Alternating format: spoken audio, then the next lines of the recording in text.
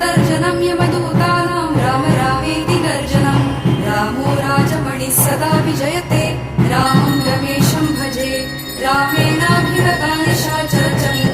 रामाय तस्मै नमः रामान्नास्ति परायणं परतरं रामस्य दासोऽस्म्यहं रामे चित्तलयः सदा भवतु मे ओ राम माम् उद्धर राम रामेति रमे रामे मनोरमे सहस्रनाम तत्तुल्यं राम नाम वरानने। अथ ध्यानम् ध्यायेदाजानुबाहुं धृतशरधनुषं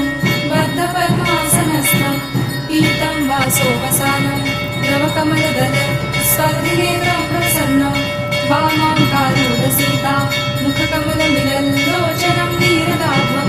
नानालङ्कारदीप्तं दधतमुञ्जटां मण्डनं रामचन्द्रम्